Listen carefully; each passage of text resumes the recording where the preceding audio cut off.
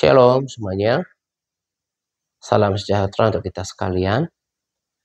Pada kesempatan ini saya akan memberikan sharing penegasan dari rekomendasi video yang sudah saya bagikan sebelumnya gitu ya. Walaupun sebetulnya apa yang kita saksikan pada video yang sudah dibagikan itu sebetulnya bukan sesuatu yang baru ya bagi kita, apalagi kita sudah bertahun-tahun di dalam pelayanan ini, apalagi kita sudah melakukannya, maka pesan Brandon dalam video itu adalah bukan sesuatu yang baru bagi kita. Bahkan kita telah menyaksikan apa yang telah disampaikannya dalam video gitu ya. Itulah kenapa kadang-kadang saya pikir apa masih perlu ya dibagikan atau ditegaskan pesan video yang kesannya berulang seperti ini gitu ya. Tetapi saya ingat firman Tuhan ketika Musa menasihatkan bangsa Israel supaya mereka terus mengulang-ulang firman Tuhan kepada anak-anak mereka, entah mereka duduk, entah mereka berjalan, entah mereka tidur atau dalam perjalanan gitu ya. Firman Tuhan yang konon itu saja gitu ya. Tapi saya berpikir bahwa ini tugas saya gitu ya. Saya lakukan semuanya untuk Tuhan dan juga untuk memotivasi. Barangkali ada yang sudah lemah atau mungkin barangkali lewat motivasi sharing ini mereka bangkit atau semakin diteguhkan lagi gitu ya. Karena nggak ada yang baru, nggak ada yang baru. Kemarin poin-poin penting dari video tersebut ya, dari video tersebut adalah yang pertama yaitu tentang pembacaan firman Tuhan. Itu bahkan bukan sesuatu yang baru buat kita. Bahkan sejak tahun 2017 kita telah membuatkan komitmen untuk membaca firman Tuhan. Saya masih ingat akhir, kalau tidak salah Oktober 2017 kita berkomitmen untuk berkomitmen di dalam komunitas ini, di dalam pelayanan ini, untuk berkomitmen untuk baca Alkitab dan bersaat teduh gitu ya. Kenapa? Karena setelah saya evaluasi, kan saya mulai pelayanan di media sosial itu kurang lebih Oktober 2015. Nah, setelah saya evaluasi kurang lebih 2 tahun gitu ya. Saya tahu, saya rasa, dan saya yakin kita nggak bakalan kemana-mana. Orang-orang yang saya layan itu nggak bakalan kemana-mana. Tidak, maksudnya itu nggak akan bertumbuh kalau tidak berkomitmen melakukan apa yang saya saksikan telah mengubahkan hidup saya. Yaitu berkomitmen untuk baca firman dan memiliki jam-jam doa yang teratur, bersaat teduh yang teratur. Memang di dalam pelayanan baru diaktifkan seperti yang saya katakan tadi Oktober 2017. Tapi saya pribadi bahkan sebelum memulai pelayanan di media sosial Oktober 2015 itu sejak saya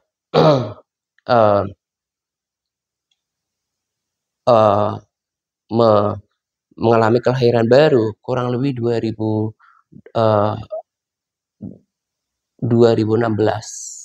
ya, 2016 bukan 2018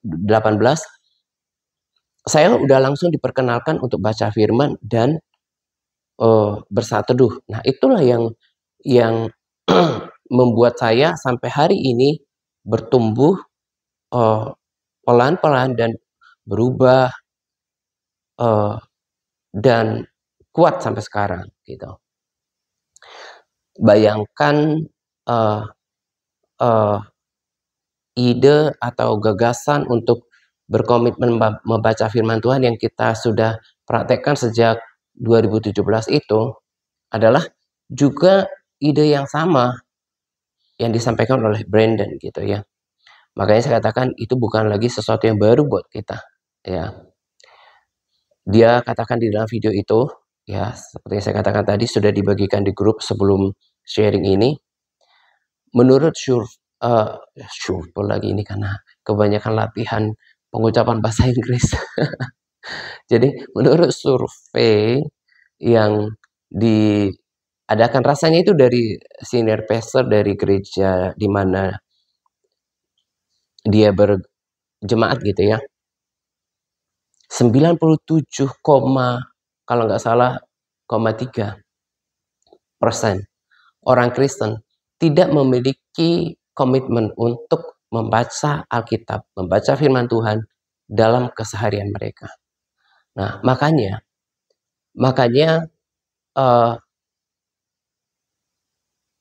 mayoritas orang Kristen itu cara hidupnya tidak berubah dari cara hidup orang dunia.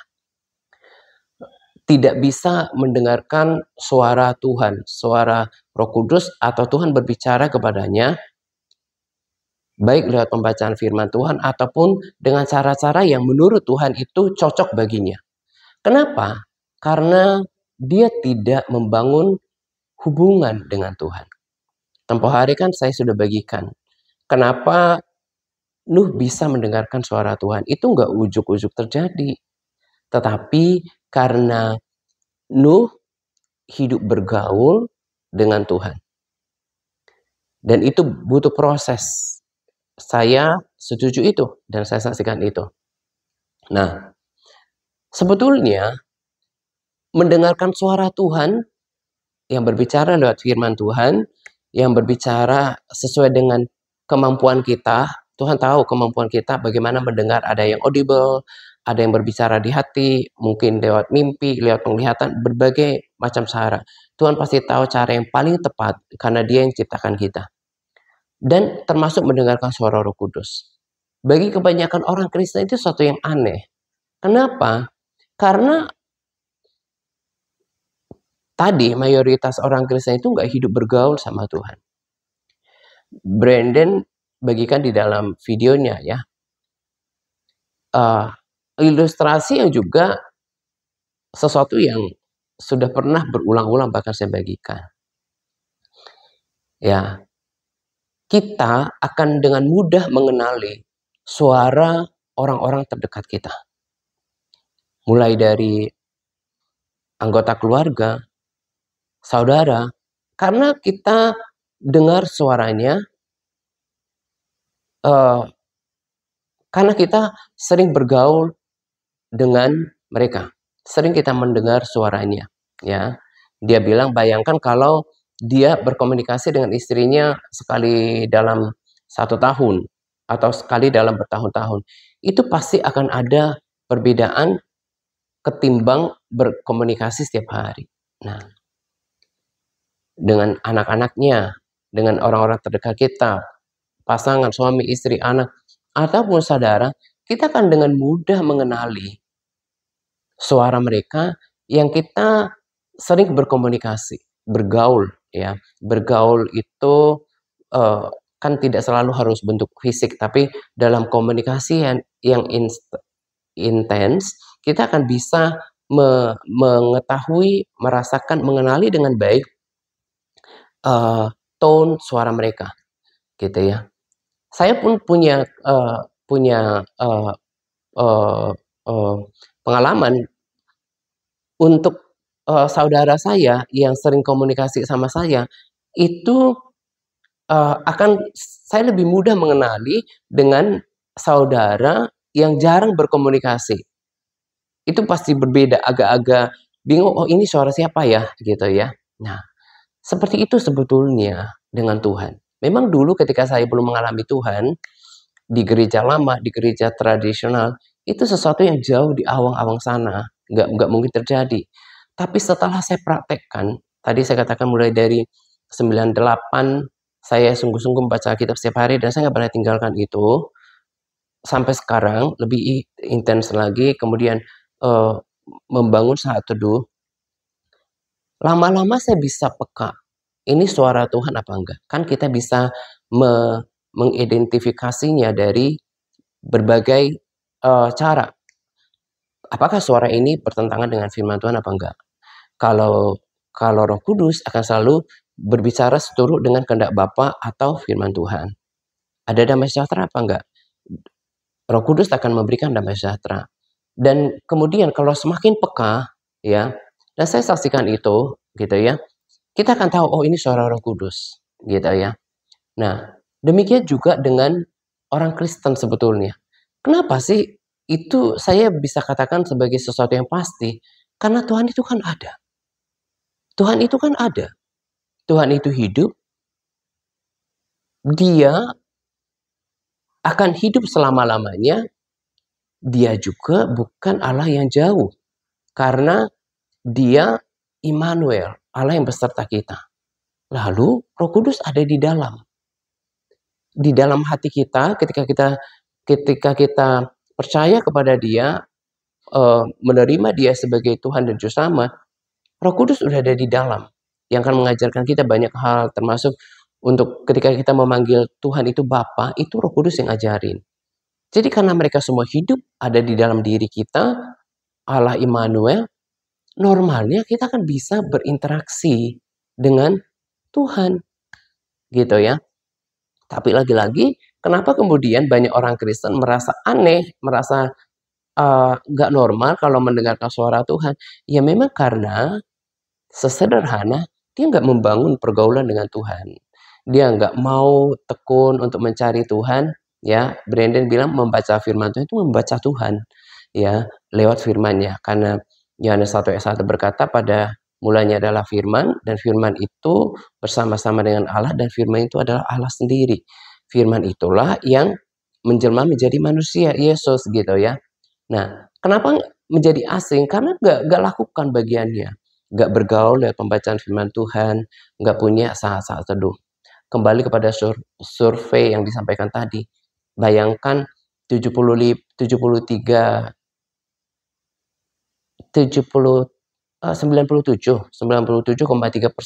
survei yang dilakukan oleh salah seorang oknum hamba Tuhan tersebut katakan nggak baca kitab setiap hari. Lah bagaimana mau mengenali suara Tuhan, suara yang sesuai dengan kehendak Tuhan, kalau nggak baca firman, nggak berdoa. Nah, itulah kenapa pelayanan ya seperti yang saya lakukan ini nggak mudah. Kenapa?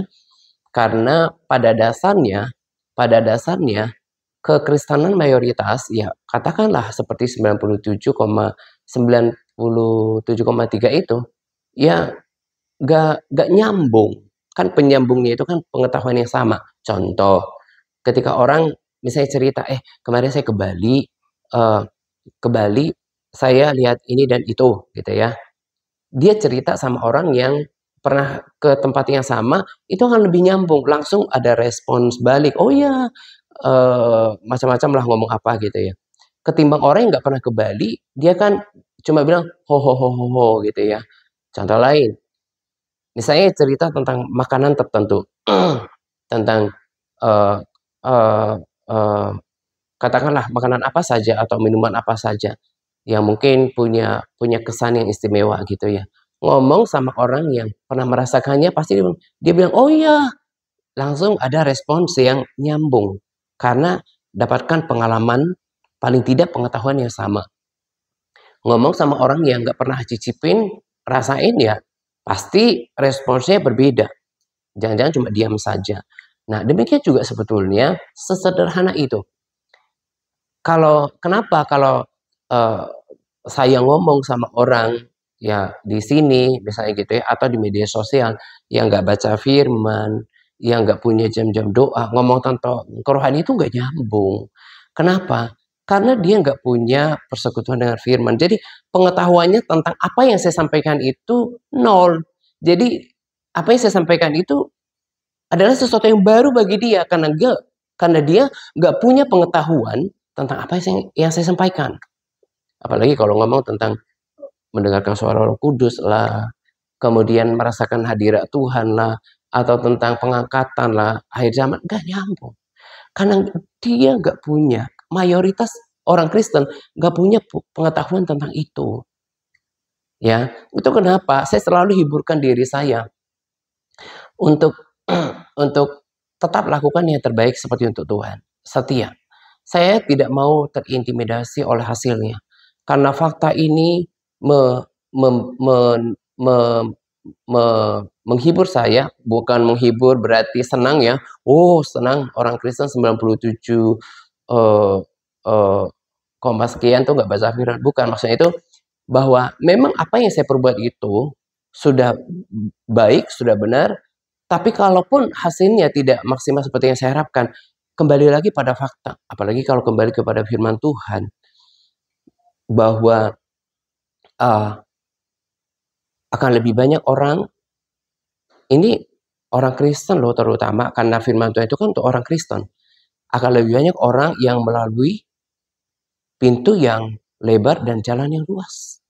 Orang Kristen akan lebih banyak yang binasa, kata firman Tuhan.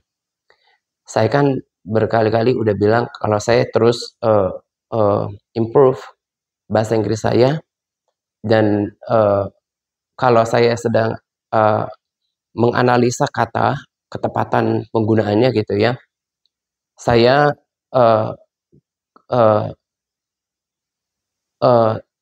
mendapatkan profound understanding, ya, pengertian yang lebih dalam ketika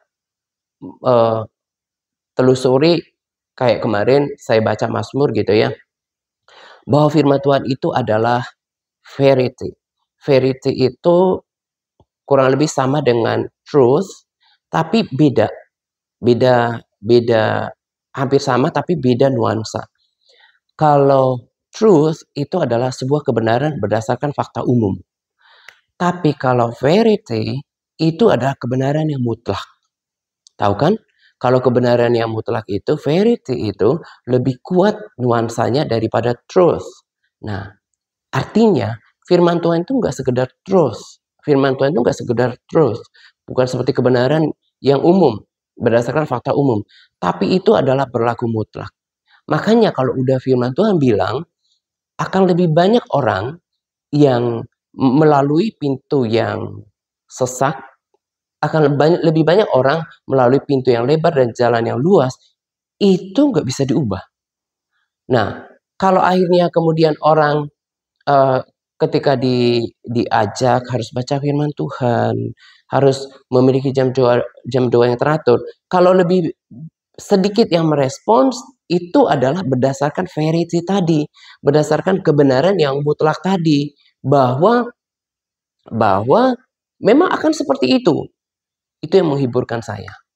Tapi untuk menghiburkan kita, contoh lain daripada verity, kebenaran mutlak adalah gini.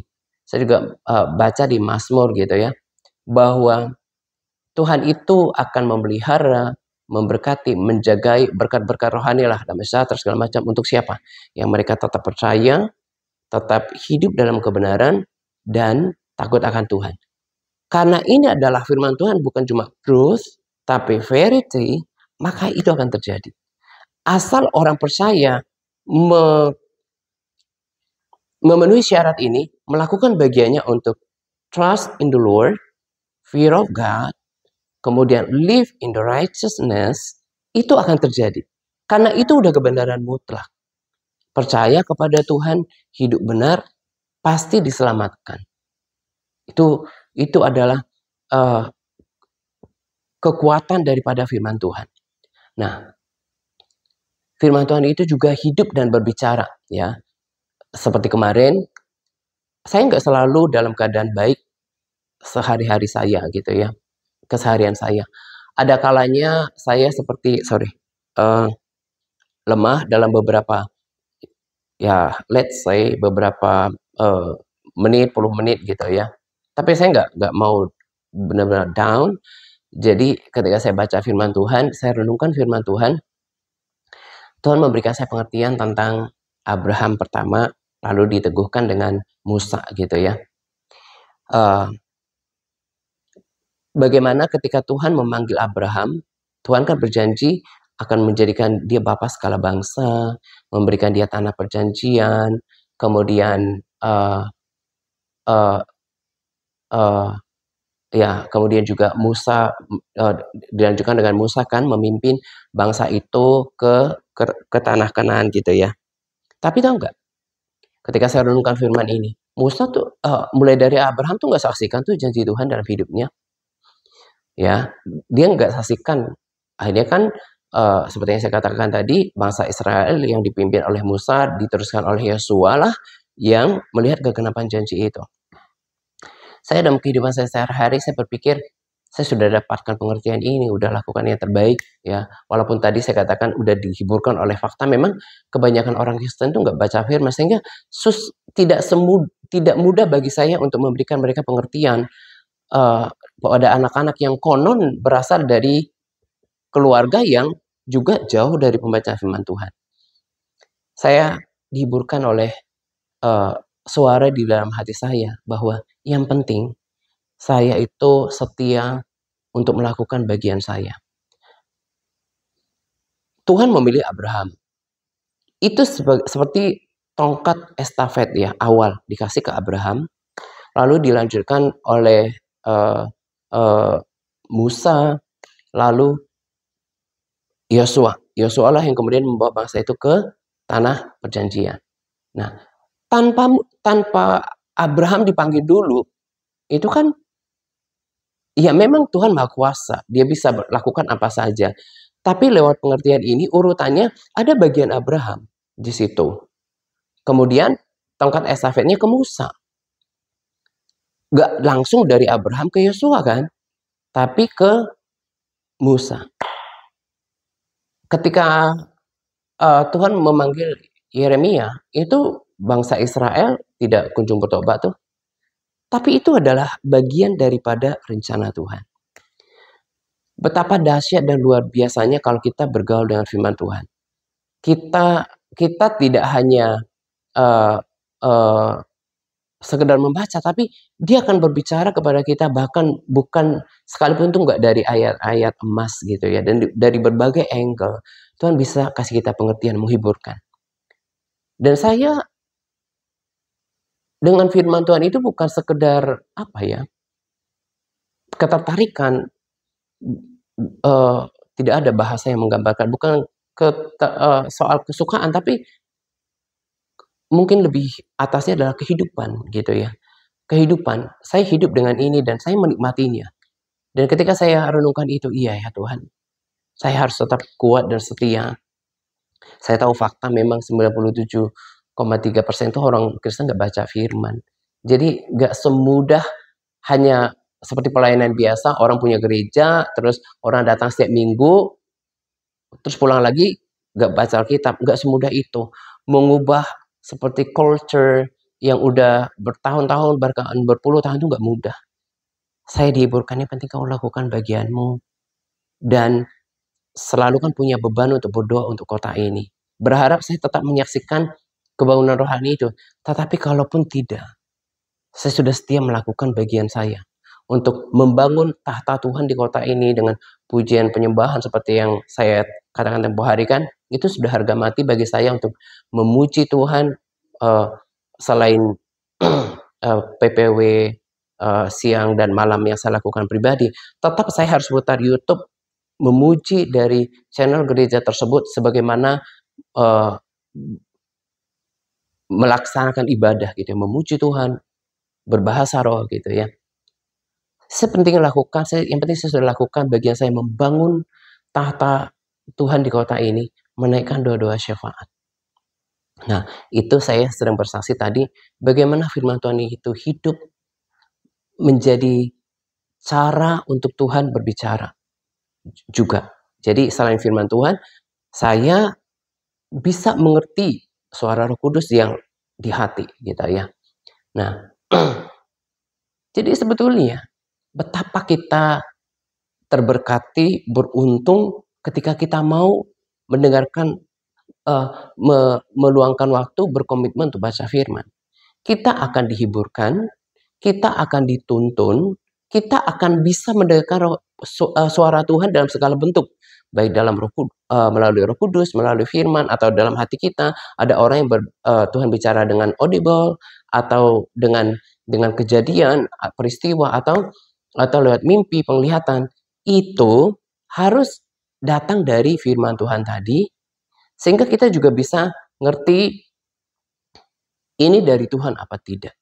Nah, kalau kita seperti tadi, ilustrasi tadi, kita udah sering dan bergaul akrab dengan Tuhan melalui pembacaan firman Tuhan, persekutuan dalam ketika saat teduh, kita bisa rasakan hadiratnya, kita benar-benar tahu bahwa ini adalah Tuhan. Inilah yang berbicara kepada kita. Nah, itulah yang akan menumbuhkan kita, mengubahkan kita. Hanya firman Tuhan. Itu kenapa saya kemarin bagikan di grup, karena kita, pelayanan kita bukan cuma masalahnya pelayanan kita menuntun orang kepada Tuhan, kepada keselamatan, itu memang nggak boleh lepas dari firman Tuhan. Ya, jadi tetap lakukan, bahkan lebih sungguh-sungguh lagi makan firman Tuhan. Ya, kata Brandon, itu makanannya, itu kan kata-kata saya.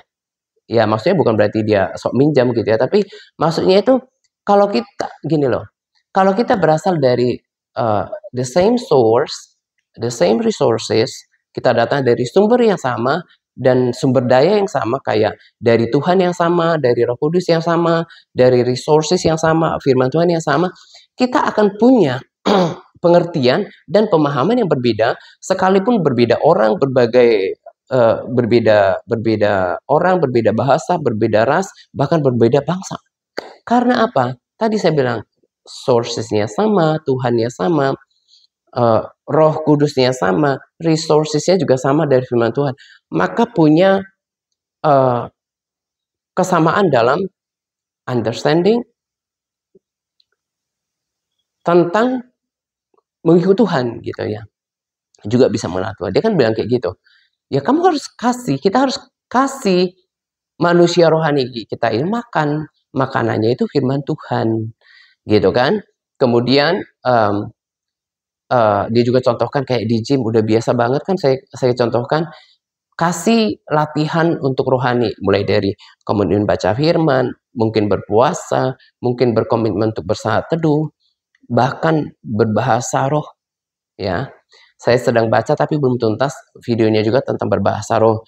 Memang saya sudah sering bisa tentang bahasa roh, udah sering bagikan rekomendasi video tentang bahasa roh. Tapi kita dengarkan untuk melengkapi nanti dari dia tentang kesaksian tentang bahasa roh gitu ya. Dan lagi-lagi punya kesamaan pengertian ya. Paulus juga kan katakan, aku suka supaya kamu berbahasa roh. Karena udah berkali-kali saya katakan, kalau Paulus menginginkan itu, karena dia tahu berkat rohani, benefit yang didapatkan ketika berbahasa roh. Brandon juga bilang ternyata dia tuh banyak kali berbahasa roh, bahkan lebih banyak porsinya berbahasa roh. Bukan berarti dia nggak berdoa akal budi, tapi kalau dia compare dengan misalnya dalam satu hari berapa jam, dia itu kemanapun bahasa roh. Ya, saya juga seperti itu. Kayak tadi malam saya kebanyakan juga bahasa roh hanya kurang lebih 40 menit gitu ya, karena rada capek. Tapi itu kemudian membangunkan diri saya. Gereja lokal yang saya rekomendasikan itu kan juga banyak bahasa roh. Baik ketika open worship, penyembahan di bermasmur gitu, dan di akhir mereka berbahasa roh. Apalagi kalau ada penekanan-penekanan tentang baptisan Roh Kudus atau apa gitu ya. Mereka rasanya itu berbahasa roh itu bukan cuma ketika open worship, tapi kurang lebih 20 sampai 30 menit di dalam setiap ibadah itu pasti ada bahasa roh. Ya.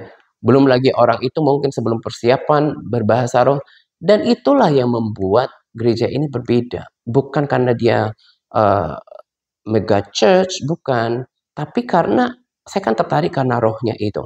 Nah, itu didatangkan, dan beliau itu juga sering bicara tentang firman Tuhan, tentang pengangkatan, dan juga tentang bahasa roh. Ya, tentulah dengan membaca firman Tuhan. Jadi apa yang saya mau katakan kepada kita, teruskan itu bahkan lebih dalam. teruskan itu bahkan lebih baik daripada sebelumnya. Merenungkan firman Tuhan, menikmatinya, dan Tuhan akan mengajar, menuntun, berbicara lewat firman itu. Sampai kemudian mengalami perjumpaan pribadi dengan Tuhan, nggak mesti yang Tuhan tiba-tiba menampakkan diri gitu ya. Nggak selalu seperti itu. Pada umumnya Tuhan berbicara, memperkenalkan dirinya, semakin dekat, kita semakin peka ketika kita memberikan hati kita untuk menikmati firman-Nya, menyukai firman-Nya, bergaul dengan firman Tuhan, lalu masuk dalam hadiratnya. Kita bisa rasakan hadirat Tuhan.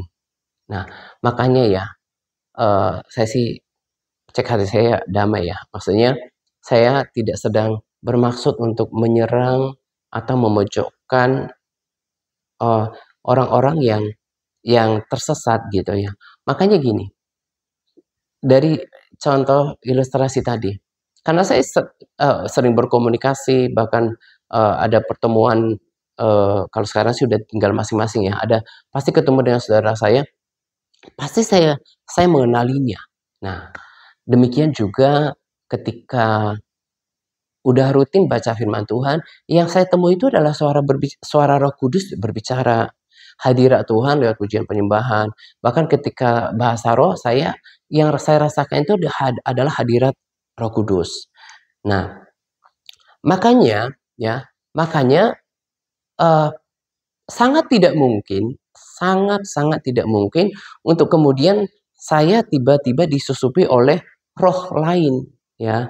Entah itu pesan roh lah, atau kemudian dia menyebut dirinya sebagai atribut apa gitu ya, nggak masuk. Karena saya itu udah bergaul dengan Tuhan melalui pembacaan firman Tuhan, saya tahu siapa dia. Saya rasakan juga di hadiratnya. Nah, jadi ketika misalnya tiba-tiba ada orang yang mengaku-ngaku misalnya jelmaan Tuhan, katakan seperti itu, atau apalah namanya itu, utusan Tuhan gitu ya, nggak make sense bagi saya.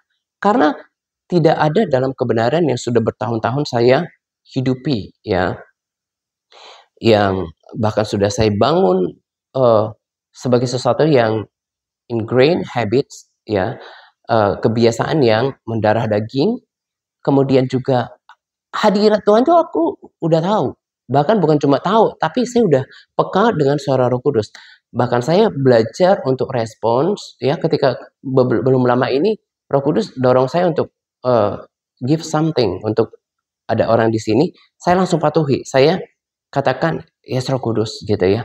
Bahkan bukan cuma itu. Misalnya bahkan untuk yang paling sederhana dalam kehidupan kita akan dituntun oleh Roh Kudus ya. Lakukan apa saja kita akan bisa dengarkan, dan tanpa bermaksud membesar-besarkan ya. Kita bisa tahu.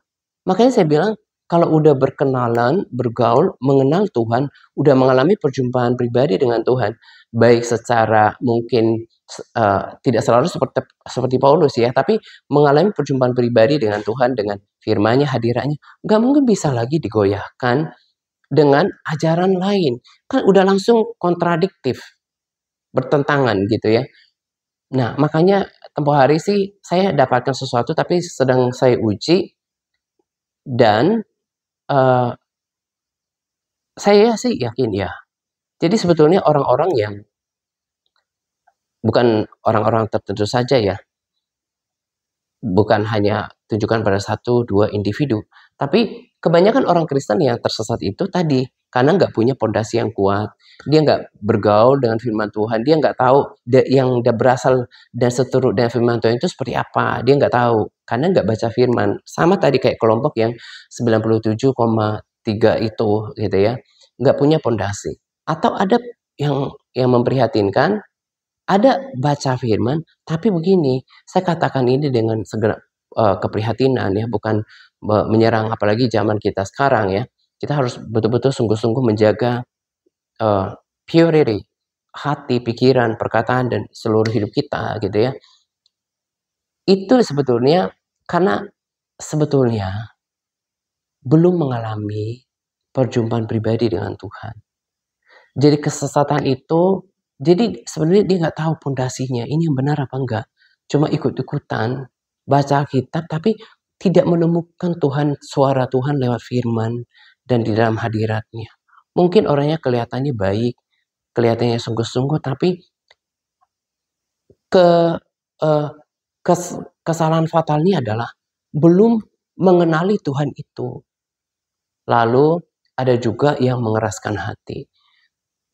Yang tadi saya katakan memang sedang saya uji. Ada kemungkinan besar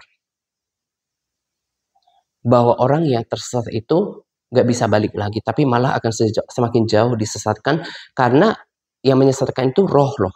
Semakin dikontrol, semakin dibutakan pikirannya, semakin ditarik lebih dalam. Nah, itu gara-gara tadi dia nggak punya pengalaman pribadi dengan yang origin, yang Tuhan sendiri. Nah, tetapi walaupun demikian, saya tetap berdoa karena nggak ada firman Tuhan yang melarang orang berdoa. Tidak, nggak ada ceritanya Tuhan murka sama orang ketika dia terus berdoa, gitu ya. Tapi yang saya katakan adalah itulah fatalnya. Kalau orang nggak membaca firman Tuhan pertama, atau tidak menemukan Tuhan lewat pembacaan firman Tuhan dan juga persekutuan pribadinya. Jadi sejatinya uh, uh, para yang kita lakukan itu bukan rutinitas. Dan saya perlu tambahkan, orang-orang yang lemah, ini juga kan bukan pertama kali saya katakan. Kemarin kan saya udah tambahkan lagi Pak Denis gitu ya, karena saya doakan kayaknya ini masih bisa dibangkitkan lagi gitu ya. Dan ternyata setelah dicek Bu Alina ditanya masih lakukan parga, dia masih lakukan. Akhirnya kita gabungkan ke MTRC supaya kita lebih lagi atmosfernya terjaga. Sebetulnya beberapa orang yang tadinya baca kita baik pemula ataupun udah bertahun-tahun, kan saya tetap doakan mereka, saya bisa rasa gitu ya. Itu juga sebetulnya sama. Ketika mereka baca firman Tuhan itu kan Tuhan lihat hati kita. Ini orang nih hatinya ini tidak betul-betul dengan kerinduan. Jadi belum mengalami kelahiran baru, belum mengalami perjumpaan pribadi dengan Tuhan. Akhirnya firman Tuhan yang dibaca pun tidak mengubahkan hidupnya, tidak mendekatkan dia, dan tidak membawa dia kepada pengenalan akan Tuhan. Hanya ya seperti itu, gak nyambung dengan perkara-perkara rohani yang sebetulnya sangat bernilai tinggi yang saya bagikan lewat sharing ini. Jadi saya berharap lewat video yang saya sudah bagikan ditambah penegasan yang panjang, kita semakin teguh. Kita bahkan bukan cuma membaca firman Tuhan itu, tapi menyukainya, menginginkannya, menghidupinya gitu ya. Saya itu kalau ada masa-masa di mana saya itu benar-benar haus, ya sebagai bukti manusia rohani kita itu sehat gitu ya. Kalau kita lapar, tubuh kita nggak sakit, itu kan pasti lapar pengen makan. Nah itu sehat, itu normal. Nah saya juga dengan hadirat Tuhan seperti itu. Ada kalanya saya benar-benar merasa lonely di hati, tapi bukan lonely, tepatnya itu haus, pengen masuk di dalam hadirat Tuhan, pengen doa gitu ya, pengen tenang, pengen menikmati hadirat Tuhan, masuk ke dalam uh, uh, habitation ya, memang tempat tinggal kita kan di hadirat Tuhan. Kemudian pengen baca firman Tuhan, pengen nikmati. Nah itu adalah kerohanian yang sehat. Nah kalau yang saya rasa kebanyakan ya mereka yang dulu kita kan udah lihat ya puluhan orang, bahkan rasanya kurang lebih 100 atau 150 orang yang dulu pernah bergabung dari sejak kita dulu. Mungkin 200 malah, saya nggak terlalu hitung. Dari kita 2017 sampai sekarang. Kebanyakan mereka nggak pernah menemukan Tuhan lewat firman. Kenapa? Firman Tuhan berkata orang yang haus dan lapar akan menemukan dia.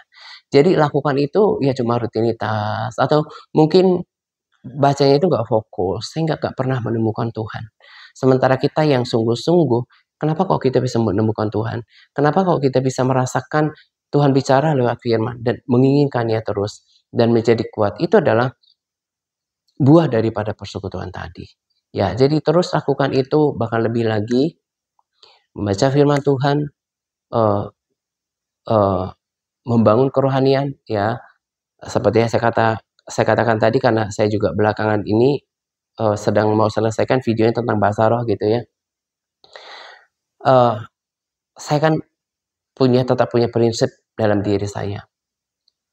Dan segala sesuatu yang Tuhan katakan itu baik, berguna, itu memang untuk sesuatu yang extraordinary untuk kita. Tuhan janjikan Roh Kudus, dan kita yang percaya Yesus, ada Roh Kudus dalam kita. Tapi kepenuhan itu juga perlu. Ya, akhirnya membuat para murid berani bersaksi gitu ya. Berani bersaksi dengan gila-gilaan. Nah, demikian juga dalam pelayanan. Dalam pengiringan Tuhan pertama, dalam pelayanan. Saya nggak mungkin bisa semudah ini mempertahankan kerohanian saya tanpa bahasa roh. Nanti juga saya berikan rekomendasi video Brandon tentang bahasa roh ya. Bahasa roh itu kan bahasa rahasia. Yang bahkan kita tidak bisa mendoakannya dalam akal budi. Dan itu langsung bicara sama Tuhan, Roh Kudus tidak bisa ngerti itu. Roh Kudus itu kan mendoakan kita dengan perfect. Dengan sempurna. Dan dia tahu, dia akan berdoa kepada kita, bahkan ketika kita berdoa untuk pokok-pokok doa dengan bahasa roh, dia akan mendoakan dengan sempurna. Dia akan mendoakan dengan tepat sasaran. Nah, saya mau katakan kepada kita yang sudah mengalami kepenuhan Roh Kudus, baik kita yang di komunitas maupun Anda di luar sana, orang Kristen yang sudah mengalami kepenuhan Roh Kudus, berlatihlah untuk berbahasa roh setiap hari. Semakin, kalau tadinya udah nggak aktif gitu ya, mulai dari 5 menit terus upgrade sampai seperti Brandon hampir setiap hari. Sepanjang hari dia berbahasa roh, dan saya pun seperti itu. Ketika bangun itu udah langsung aktif berbahasa roh. Sepanjang hari saya berbahasa roh. Hanya ketika tidur saja pulas gak bisa bahasa roh. Juga hamba Tuhan yang saya rekomendasikan videonya juga hidup dalam bahasa roh. Itu juga yang akan mengontrol kedagingan dan juga hidup kita gitu ya. Makanya ya, memang gak semua. Memang gak semua. Dan ini pun bukan kebenaran yang mutlak. Makanya ada oknum mengaku dirinya di sana oknum hamba Tuhan, tapi kontennya itu berdebat, kemudian menyerang agama lain.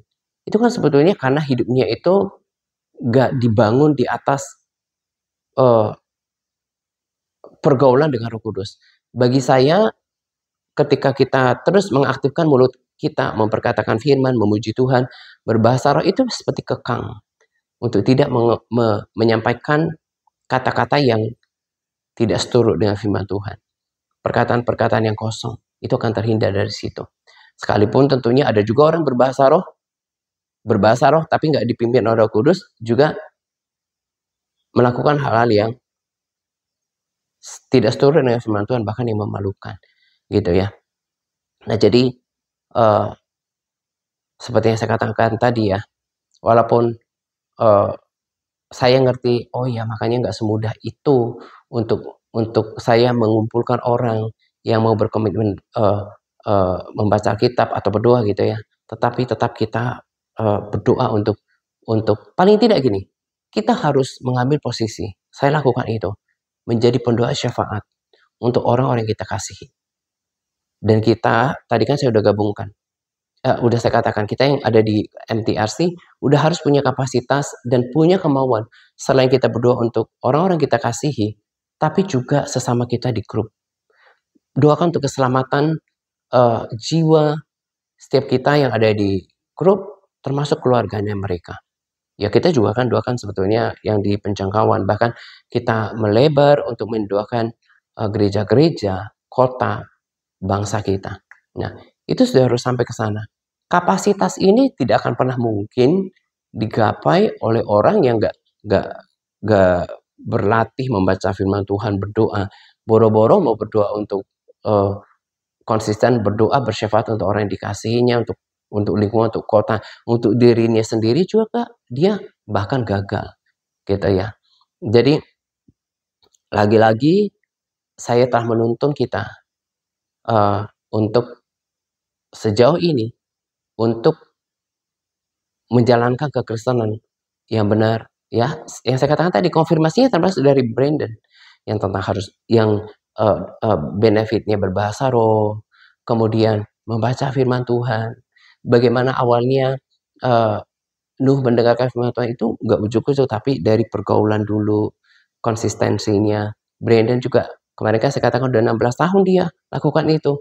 Saya percaya juga baca kitabnya gitu ya, baca firmannya, dan juga nggak salah kan ketika saya katakan pada kita untuk hafal firman Tuhan. Kenapa? Kalau kita mau merenungkan firman, mau memperkatakannya, gimana kita mau lakukannya kalau kita nggak ingat apa-apa? Nah, kalau saya, itu sudah menjadi kesukaan. Apalagi dengan belajar bahasa Inggris ya, sekalian melatih percakapan. Kemudian juga saya berpikir bahwa NIV itu punya terjemahan yang lebih dekat gitu ya. Jadi saya perkatakan firman Tuhan dengan berbahasa Inggris gitu ya. Speak the words, pronounce the words. Sekalian saya mau ciptakan atmosfernya gitu ya. Firman itu saya katakan tadi itu kebenaran mutlak. Jadi kalau katakan bahwa for the Lord is good and His mercy endures forever. Katakan dengan penuh fokus dan iman, for the Lord is good and His mercy endures forever. Katakan itu dan itu akan menggetarkan atmosfer. Ya, my God shall supply all my needs according to His riches and glory. Itu akan terjadi. Tuhan bilang bahwa karena Tuhan di Mazmur katakan, because the Lord pities to whom fear on Him. Tuhan berbelas kasihan, bukan cuma kasihan, berbelas kasihan kepada orang yang takut akan Dia. Itu kebenaran mutlak. Saya juga kemarin kalau nggak salah Mazmur 11 ya, atau 9 atau 10, pendek Mazmurnya, ada 3 poin yang penting. Berkat Tuhan, penyertaan Tuhan itu terjadi buat siapa? Yang mereka takut akan Tuhan, hidup benar, percaya. Kalau formula ini selalu ada di dalam diri kita, janji Tuhan itu milik kita. Itu akan kebenaran mutlak. Tapi bukan berarti kita yang bekerja, bukan berarti nggak bekerja, atau menjadi malas-malasan, enggak. Tapi ada hukum yang mutlak yang menaungi setiap orang yang melakukan bagiannya. Untuk takut Tuhan, untuk hidup benar, untuk kemudian percaya. Nah, percaya ini itu ketika saya akan baca Mazmur dan sekarang balik ke Perjanjian Lama, Tuhan memperhitungkan iman Abraham sebagai kebenaran. Nah, kebenaran di sini dalam rema saya adalah juga berarti seperti kebenaran yang mutlak. Nah, apa yang saya mau katakan di sini? Jangan menganggap biasa kalau kehilangan iman. Nah, karena ini harus menjadi ramuan yang komplit. Ada orang mungkin saya udah hidup benar di hadapan Tuhan, udah tahu perintah Tuhan dan dia lakukan itu, tapi dia bisa kehilangan iman loh. Itu juga nggak lengkap. Ya. Iman ini harus terus dipelihara, harus dijaga. Punya keberanian untuk percaya kepada Tuhan. Ya. Kalau ini dimiliki setiap orang, maka janji Tuhan itu akan terjadi dalam kehidupannya. Nah, jadi terus lakukan itu. Itulah kehidupan saya sebetulnya. Itu kehidupan saya. Itulah kehidupan Brandon. Ketika saya lihat dia berbagi ya, dia juga terdorong gimana orang-orang yang menyaksikan videonya gitu ya, juga bertumbuh. Dia juga kayak punya hati gimana supaya mereka itu nggak stagnan, tapi udah mulai melayani mereka dengan berbahasa roh gitu ya, mendorong untuk mengalami kepenuhan Roh Kudus. Saya jadi ingat ya tadi saya katakan ketika 2017 saya itu berkeinginan supaya setiap orang yang saya layani ini nggak cuma gitu-gitu aja, kan ada orang banyak di luar sana di grup-grup Kristen cuma bagi kata-kata, mungkin kata-kata gambar yang apalah sebab Tuhan baik atau segala macam. Itu bukan berarti salah, tapi nggak punya beban. Apa ya, ini kan pelayanannya bukan cuma sekedar pelayanan bagi-bagi firman, tapi punya goal, punya panggilan, punya tujuan, punya punya ada sesuatu yang dikerjakan gitu ya. Bagaimana mengubahkan kita, ada visi yang ditaruh di dalam pelayanan ini. Makanya ada step-stepnya gitu ya.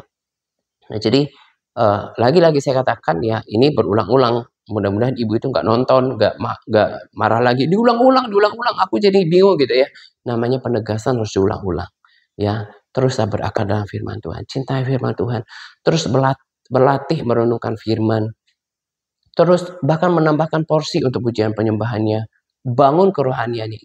Pasti kuat. Orang-orang yang tidak lagi bersama dengan kita, tidak melakukan bagiannya dengan sungguh-sungguh selama ini. Mungkin ketika kita dulu belum masuk ke pandemi yang dulu ya, kan kerohanian masih tidak terlalu berat. Pada saat itu, orang ini